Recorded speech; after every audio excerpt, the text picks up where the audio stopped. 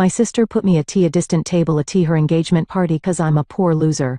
But when she found out how much I earn, she showed up at my door demanding to pay for her lavish wedding. So, I reminded her, I've always known I was different from my sister Sarah. While she was the life of every party, I preferred the quiet company of my computer. My name is Ruby, and I've never quite fit into my family's idea of what a normal daughter should be. Growing up, Sarah made sure to remind me just how weird I was. "Ruby, you're such a freak," she'd say, tossing her perfectly styled hair. "All my friends think you're absolutely crazy, sitting in your room programming all day." I'd just shrug and continue typing. The rhythmic clicking of my keyboard was more comforting than any conversation with Sarah's judgmental friends could ever be. While she was busy planning her next social event, I was learning Python, Java, and C++. My parents never really understood my passion for programming, but they couldn't argue with my grades. "Ruby, honey," my mom would say, her voice tinged with concern. "Wouldn't you like to go out with some friends instead of staring at that screen all day?" But I had my own dreams, and they didn't involve following Sarah's path of endless socializing. When I got accepted to college with a full scholarship in computer science, even Sarah couldn't make a snide remark about that. Well, actually she did. "At least you won't have to worry about boys distracting you there." After graduating, I landed a job at a top mobile app development company. The salary was incredible, much more than I let on to my family. I knew exactly what would happen if they found out. Sarah would be at my door with her hand out, and my parents would guilt-trip me if I refused to help. So I kept quiet, lived in a modest rented apartment, and saved every penny I could. My dream was simple, a country house where I could work remotely, away from the chaos of the city and nosy neighbors, a place where I could finally find peace. But life has a funny way of throwing curveballs, and mine came in the form of a phone call from Sarah. "Ruby," she said, her voice dripping with fake enthusiasm, "I'm getting engaged. And yes, before you ask, you're invited too." I knew Jake, her fiancé, and he was actually a decent guy. How he ended up with Sarah was beyond me. But I genuinely wished them well. However, I could tell from her tone that she would have been happier not inviting me at all. "The engagement party is at LeBlanc next month," she continued, her voice taking on that familiar condescending tone. "And please, for the love of God, dress like a normal person. No t-shirts, no jeans, and please do something with your hair. You do know what makeup is, right?" I rolled my eyes, grateful she couldn't see me through the phone. "Yes, Sarah, I know what makeup is. I'll dress appropriately."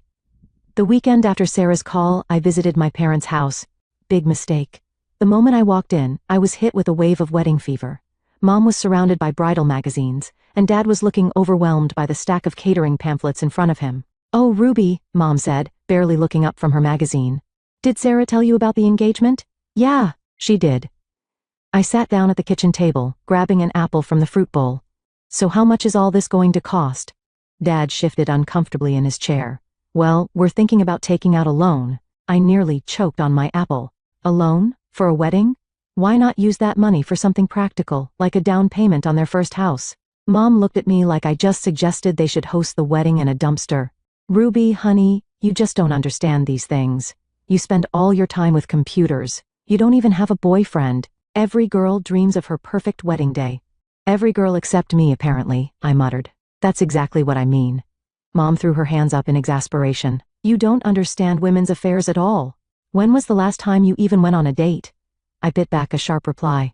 There was no point in telling them about the guys I dated who couldn't handle the fact that I made more money than them, or about the ones who expected me to give up my career once things got serious. Instead, I said, "I just think going into debt for one day is excessive." "Well, nobody asked for your opinion," Sarah's voice came from behind me. I hadn't even heard her come in. "Some of us actually care about making memories and having nice things." I turned to face her. "And some of us care about financial responsibility." "God, you're such a bore." Sarah rolled her eyes. "This is why you're still single, you know. Everything has to be practical with you. Where's the romance, the spontaneity? Probably in the same place as your common sense," I muttered under my breath. Mom shot me a warning look. "Ruby, if you're just going to be negative, maybe you should go home." I stood up, suddenly tired of all of it. Maybe I should. Good luck with the loan applications. As I walked to my car, I could hear them resume their excited wedding planning through the open window. I wondered if they'd even notice if I didn't show up to the engagement party. But I knew I had to go, if only to prove that I could be normal when I wanted to be. The month flew by faster than I expected. On the day of Sarah's engagement party, I actually made an effort. I bought a navy blue dress that cost more than I'd normally spend on clothes for an entire season. I even went to a salon and let them work their magic on my usually messy hair. Looking in the mirror, I barely recognized myself. The taxi dropped me off at LeBlanc, one of the most expensive restaurants in town. Sarah had rented out the entire place for her engagement party, something that made my practical mind cringe at the unnecessary expense. The venue was decorated with what must have been thousands of dollars worth of flowers, and champagne was flowing freely. As I walked in, I noticed how the guests were already divided into their little cliques. Sarah's friends from college were huddled near the bar, giggling and taking selfies. The groom's family occupied several tables near the front, all looking properly impressed by the extravagant display. My parents were working the room, Mom in her element as she introduced people to each other. I looked around for my place card, assuming I'd be seated at the family table near Sarah. After all, I was the bride's only sister. I checked each table near the front, then the middle section, finding nothing with my name. Finally, I approached my parents. "Mom, where am I supposed to sit?" I asked, trying to keep my voice casual. Mom looked me up and down, her expression a mix of surprise and something else. Was that disappointment? Even in my expensive dress and professionally done hair, I apparently still didn't meet her standards. "Oh," she said, glancing around nervously. "Your table is over there." She pointed to the furthest corner of the room, partially hidden in shadows where the expensive lighting didn't quite reach. I walked over to the indicated table, my heels clicking against the marble floor. Sure enough, there was a single place card with my name on it. One chair, one place setting, at a table meant for 6. I stood there staring at it, feeling like I'd been punched in the gut. "What the hell, Sarah?" I muttered, turning on my heel to find my sister. I found her surrounded by her bridesmaids, all of them cooing over her engagement ring. "Sarah, can we talk privately?" I asked, trying to keep my voice steady. She rolled her eyes but followed me to a quiet corner. "What is it? And please don't make a scene." "A scene? You put me at a table by myself in the corner, like some kind of pariah, and you're worried about me making a scene?" "Oh, get over yourself," Sarah snapped. "What did you expect? You're a total loser, Ruby. All my friends think you're weird, and Jake's family doesn't need to be subjected to your peculiarities." I felt like I'd been slapped. "Your friends think I'm weird, because I have a successful career instead of living off our parents?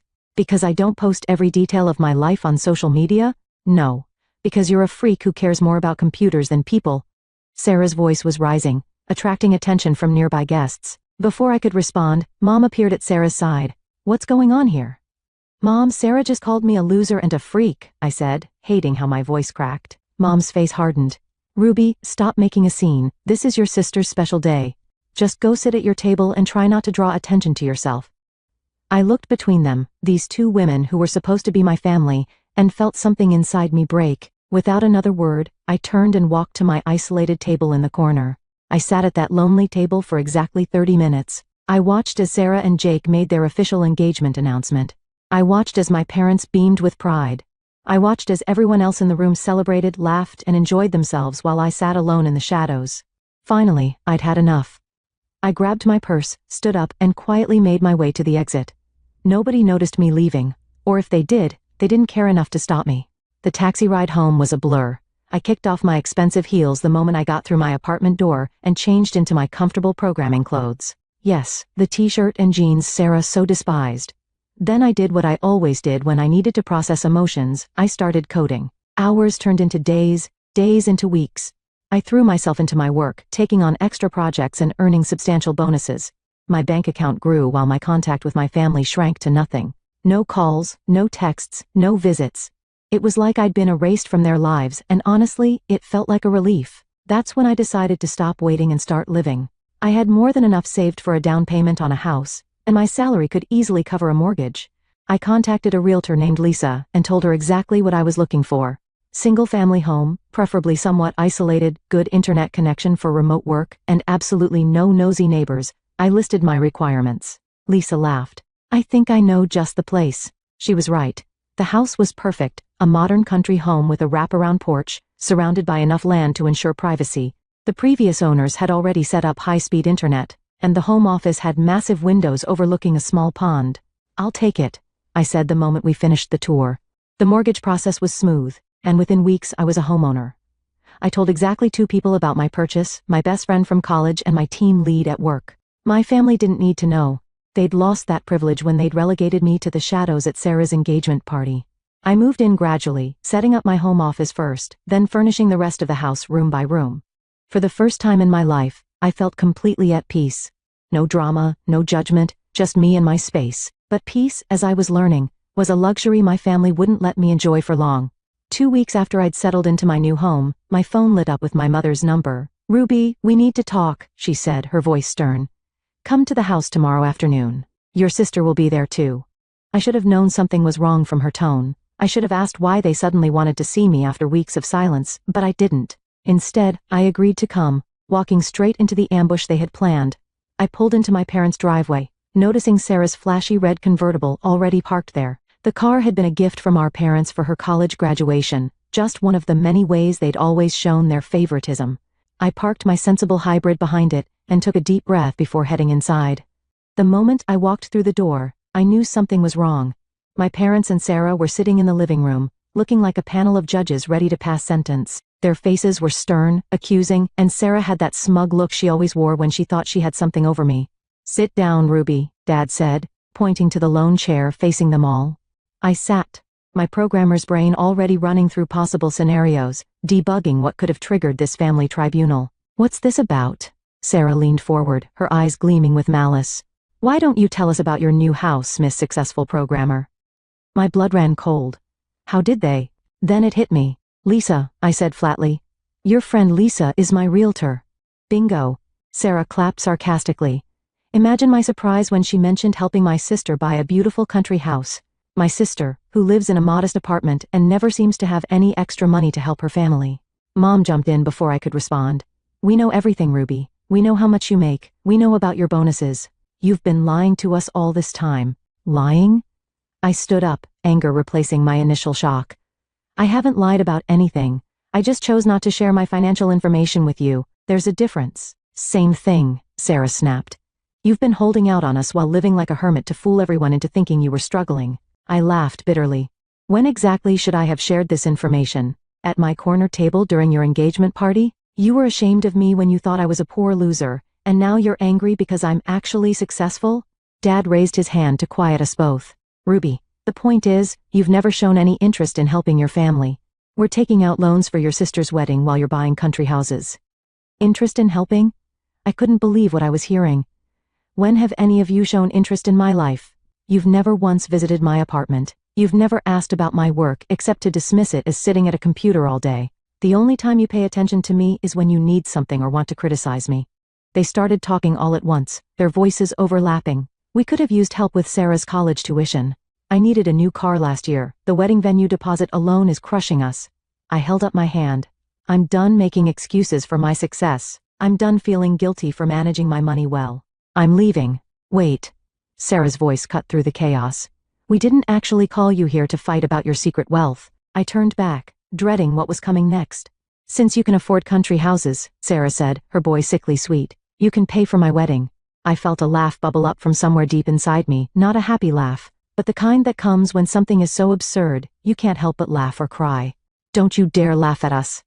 Sarah stood up, her face reddening. "You owe us." "I don't owe you anything," I said, my voice deadly calm. "Especially not after how you've treated me." "How we've treated you," Sarah screeched.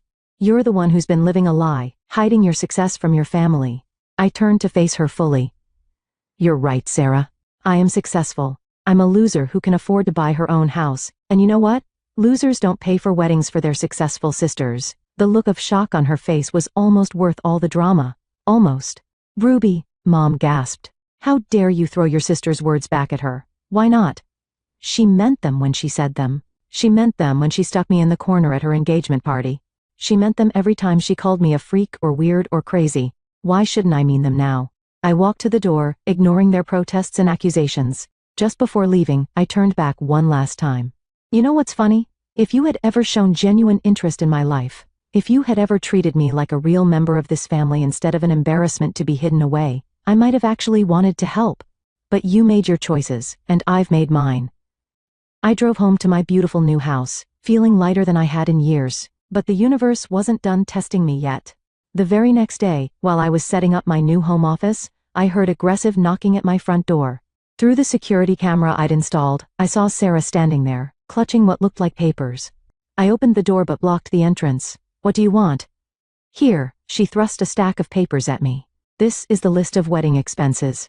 The venue deposit is due next week. I looked at the list without taking it. The numbers were astronomical, enough to put a down payment on another house. And you're showing me this because? Because you're paying for it, she said, as if explaining something to a child, all of it. It's what Mom and Dad expect, and it's what I deserve. What you deserve? I couldn't help but laugh again. Sarah, you don't deserve anything from me, not after how you've treated me our entire lives. She stormed off my porch, screaming that I wasn't invited to her wedding. I called after her. Don't worry, I wouldn't come anyway. I already know which table you'd put me at. I thought that would be the end of it. I was wrong. The next few days brought a barrage of calls and messages from relatives I hadn't heard from in years, all suddenly concerned about family unity and sisterly duty. Apparently, Mom had been busy spreading the word about my selfishness and hidden wealth. After 3 days of constant harmment from relatives, I'd had enough. Every notification on my phone brought another guilt-tripping message or angry voicemail. Aunt Linda thought I was destroying the family. Cousin Mike, who hadn't spoken to me in 5 years, suddenly had strong opinions about my obligations. Even my mother's bridge club friends were messaging me on Facebook. I sat in my home office, staring at my multiple monitors, watching the messages pile up. The programmer in me knew that every problem had a solution. You just had to find the right algorithm. In this case, the solution was simple: debug the family narrative. I opened my social media accounts and started typing. Since there seems to be a lot of confusion about recent family events, let me clear things up.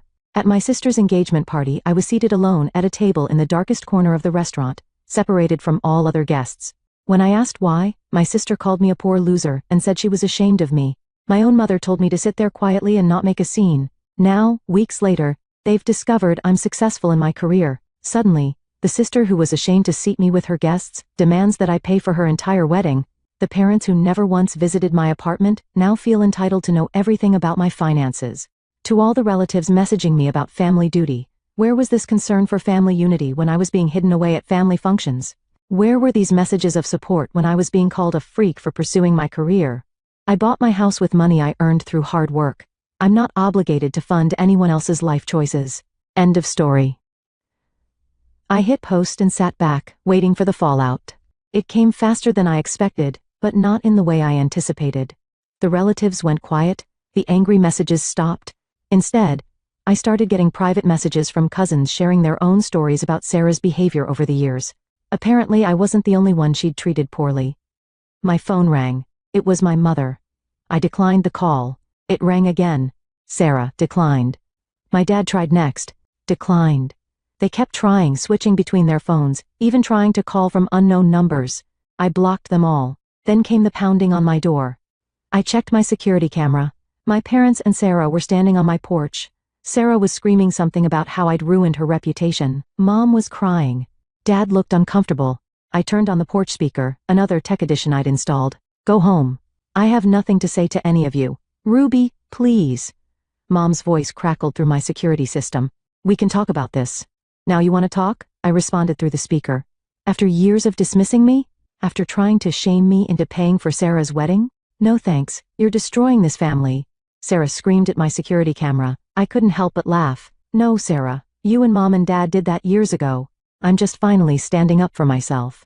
They stayed on my porch for another hour, alternating between threats and pleas. I kept working, letting my noise-canceling headphones block out their voices.